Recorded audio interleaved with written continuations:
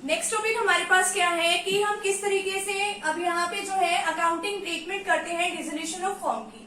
अब हमें जो है 4 मेन अकाउंट्स बनाने पड़ते हैं इसके अंदर। जो फर्स्ट है हमारे पास रियलाइजेशन अकाउंट बनाते हैं, फिर हम पार्टनर्स का लोन अकाउंट बनाते हैं, पार्टनर्स का कैपिटल अकाउंट और कैश और बैंक अकाउंट बनाते हैं हम। ठीक है, तो जो है सबसे पहले तो जैसे हम पहले क्या बनाते थे, रिवैल्यूएशन अकाउंट बनाते थे। उसके अंदर हम देखते थे एडमिशन और रिटायरमेंट के टाइम पे कि जो हमारी असेट्स और लाइबिलिटीज है कि आज के टाइम में उनकी क्या वैल्यू है। अब रियलाइजेशन अकाउंट हम क्यों बनाते हैं, क्योंकि हमें अपनी फर्म का डिसोल्यूशन करना है, हमें फर्म जो है वो बंद कर देनी है। अगर हम फर्म को बंद करेंगे तो जितनी भी एसेट्स होगी उसको हम क्या करेंगे, सेल करेंगे, और जो हमारी लाइबिलिटीज है हमें उनकी क्या करनी है, पेमेंट्स करनी है। ठीक है, अब हम असेट्स को बेचेंगे तभी तो लाइबिलिटीज को पेमेंट करेंगे ना हम अपनी।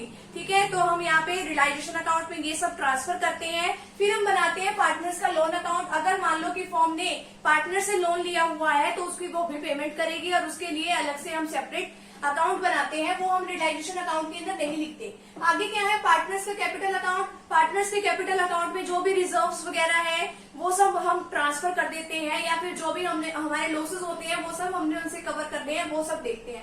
कैश और बैंक में हमारे पास जो यानी कि जो जितनी भी इनकम हमारे पास रिसीव हुई है वो लिखते हैं, और जितने भी हमारे पास से खर्चे हुए वो लिखते हैं। और हमारे जो क्वेश्चन का हमें पता कैसे लगता है कि सही हुआ है गलत, इन दोनों जो भी दो साइड होती है इसकी, डेबिट और क्रेडिट, दोनों का टोटल क्या आना चाहिए, इक्वल आना चाहिए। तो इसमें तो मेन बात ये है। तो सबसे पहले हम इसका फॉर्मेट समझते हैं, रियलाइजेशन अकाउंट का क्या होता है, किस तरीके से बनाते हैं, क्या इसकी जर्नल एंट्रीज होती है।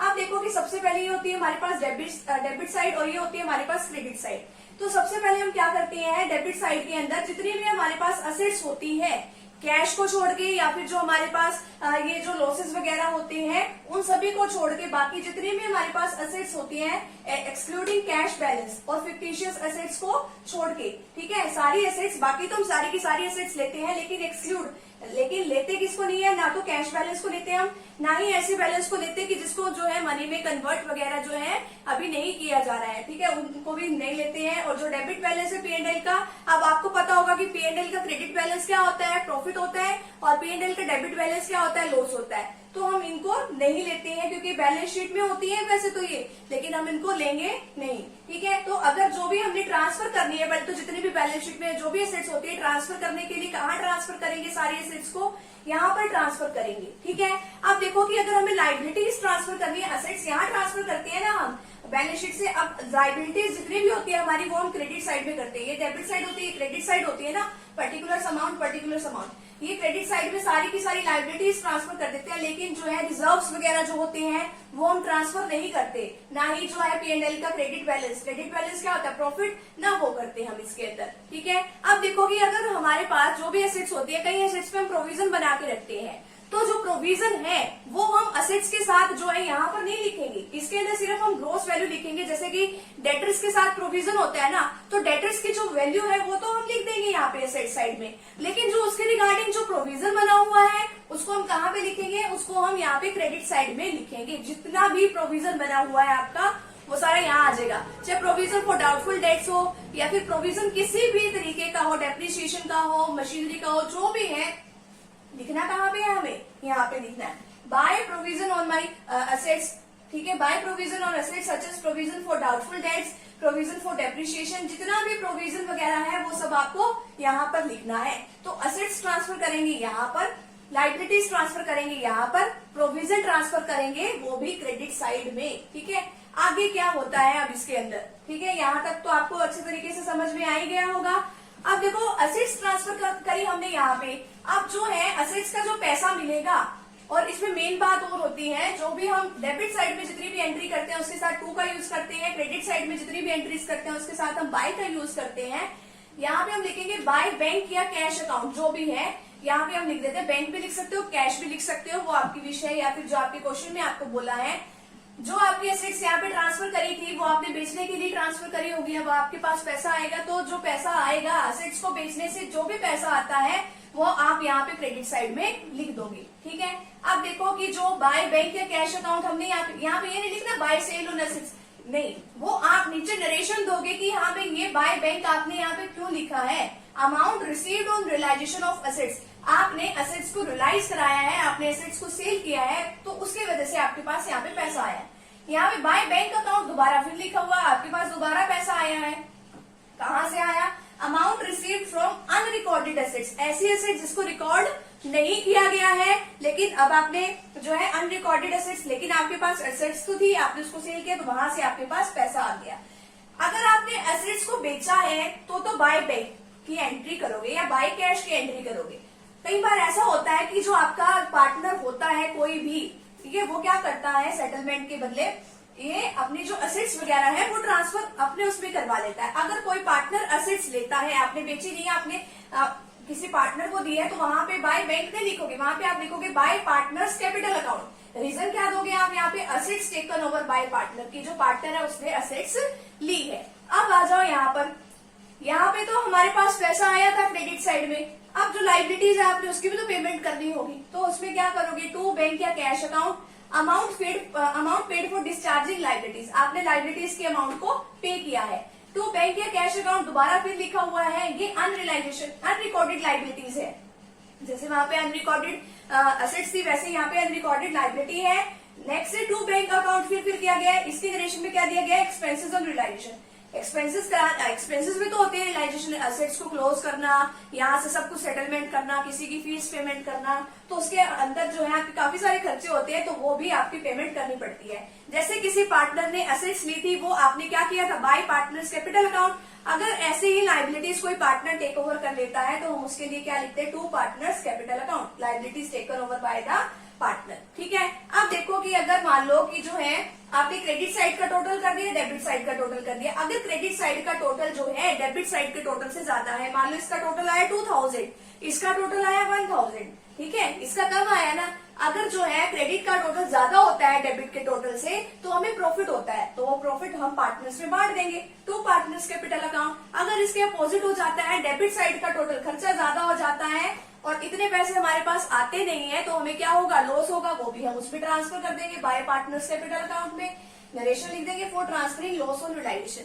अब बात आती है कि आप इसकी जर्नल एंट्रीज किस तरीके से करोगे। बिल्कुल सिंपल सा तरीका है। रियलाइजेशन अकाउंट के डेबिट में जितनी भी आइटम्स है, उसकी वजह से आपका रियलाइजेशन अकाउंट क्या होगा? डेबिट होगा। ठीक है, जितने भी आइटम्स जो है आपकी क्रेडिट साइड में है, उसकी वजह से रियलाइजेशन अकाउंट क्या होगा? क्रेडिट होगा। अब देखो, सबसे पहले रियलाइजेशन अकाउंट डेबिट लिख दो। यहाँ पे क्या लिखोगे? अब आपने डेबिट में तो लिख दिया, क्रेडिट साइड पे क्या लिखोगे?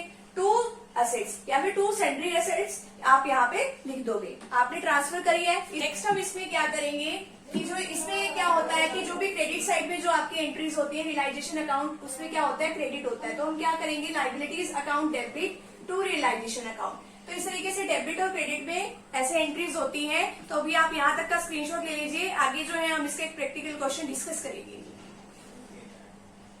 अभी हमारे पास एक प्रैक्टिकल क्वेश्चन है, उसमें क्या बताया गया है कि ए और बी जो है वो अपना प्रॉफिट और लॉस जो है वो 3:2 में वो शेयर कर रहे हैं। ठीक है, उनकी बैलेंस शीट दे रखी है 31 मार्च 2018 की। ये बैलेंस शीट है हमारे पास। क्रेडिटर्स हैं, कैपिटल्स उनकी दे रखी है ए और बी की। यहाँ पे कैश का बैलेंस है, डेटर्स है, डेटर्स के ऊपर प्रोविजन जो है वो माइनस का रखा है। प्रोविजन माइनस करने के बाद ये वाली अमाउंट है। ये स्टॉक है, मशीनरी है, लैंड एंड बिल्डिंग है, दोनों साइड का टोटल इक्वल है। आगे जो है पार्टनर ने डिसाइड किया है कि डिसॉल्व करना है फॉर्म को, यानी कि फॉर्म का डिसोल्यूशन करना है। एसेट्स जो है रियलाइज करी गई है। अब एसेट्स की वैल्यू क्या है जिसपे मतलब वो बेची गई है? स्टॉक जो है वो 45,000 पे सोल्ड कर दिया। मशीनरी जो है जितनी वैल्यू, इसकी बुक वैल्यू कितनी है? यहाँ पे 40,000 है, उसमें से 20% पे कम पे सेल करी गई है। यहाँ पे लेस देन लिखा है ना, तो 40,000 मल्टीप्लाई बाय 20 डिवाइड बाय 100 हम अगर हम कर देंगे, यहाँ पे 40,000 मल्टीप्लाई बाय 20 डिवाइड बाय 100 अगर हमने इसको किया तो जो हमारे पास आया 8,000 आया। तो 40,000 जो है, 40,000 की जो मशीनरी है उसमें से 8,000 वो कम पे भी गई, यानी कि 32,000 में मशीनरी जो है सेल हुई है। डेटर्स कितने के सोल्ड हुए हमारे? वो है 35,000 के। बिल्डिंग जो है 30,000 more than the book value. Building की वैल्यू कितनी है? 1,20,000। अब उसमें 30,000 और उसमें जो है ऐड कर दो। क्यों? क्योंकि उसकी वैल्यू जो है बढ़ गई है। क्रेडिटर्स ने एग्री किया कि वो जो है एक्सेप्ट कर लेंगे 5% लेस। अब हमें क्रेडिटर्स की पेमेंट करनी होती है क्योंकि हमने उससे उधार लिया होता है, तो 5% अब उन्होंने क्या कहा है कि हाँ भी हम 5% कम पे ही लेंगे। आपने जो है रियलाइजेशन करने के कुछ एक्सपेंसेस किए, वो कितने हैं? 1,200 है। तो सबसे पहले रियलाइजेशन अकाउंट को अगर हम ओपन करें तो जितने भी हमारे पास एसेट्स हैं उसको हम डेबिट साइड में ट्रांसफर करते हैं सबसे पहले।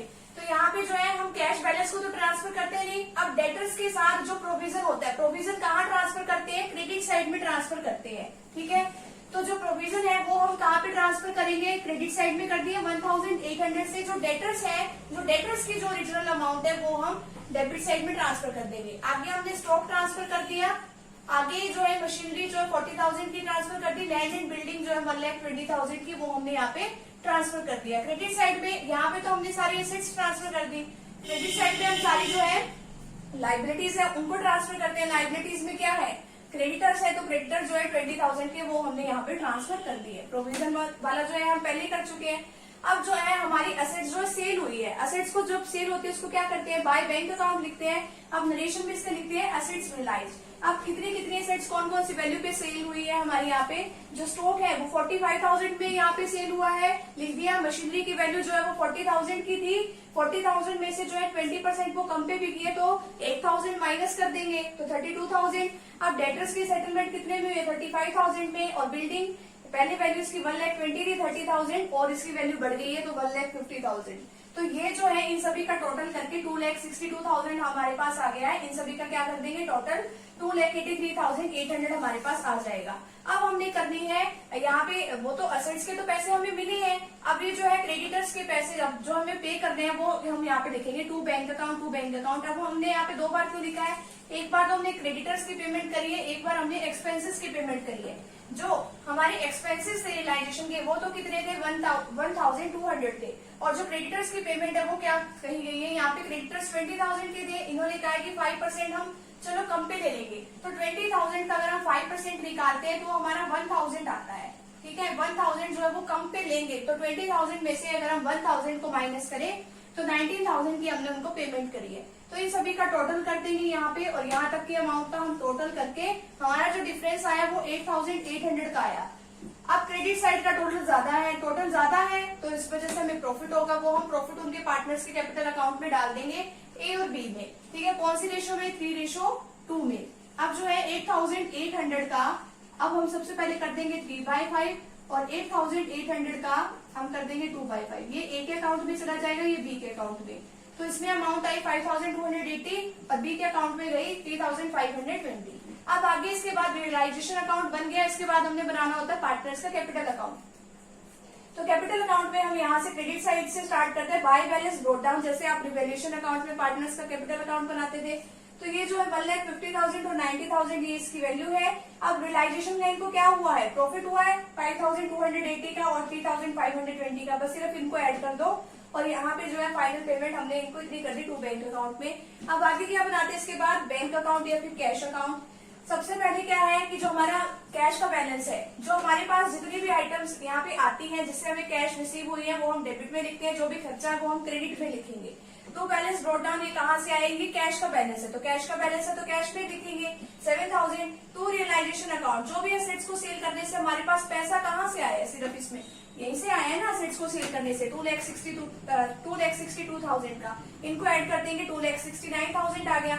अब आगे जो है, अब जो पेमेंट करी है, पेमेंट हमने क्या क्या करी है, पेमेंट यहाँ से हमने करी है 19,000 की टू बैंक अकाउंट में, क्रेडिटर्स के लिए पेमेंट करी है 1,200 की हमने कहाँ पे पेमेंट करी है, एक्सपेंसेस की पेमेंट करी है। और ए और बी को कैपिटल अकाउंट में हमने कितने कितने पैसे दिए हैं, 1,55,280 ए को दिए, 93,250 जो है हमने बी को दिए। तो ये सेटलमेंट हमने यहाँ पे कर देनी है। अब हम देखेंगे कि टोटल हमारा इक्वल आया है कि नहीं, अगर इक्वल आता है तो ये हमारा क्वेश्चन जो है बिल्कुल करेक्ट होता है। तो इस तरीके से रियलाइजेशन अकाउंट और जो बाकी इसके जो नेसेसरी अकाउंट है वो हमारे बन जाते हैं। तो यहाँ पे हमारा जो चैप्टर नंबर 6 है और यूनिट नंबर 4 सीयूईटी की यहीं पे कंप्लीट होती है। तो फ्रेंड्स, अगर आप चैनल पे न्यू हो तो चैनल को प्लीज सब्सक्राइब कर दीजिए। वीडियो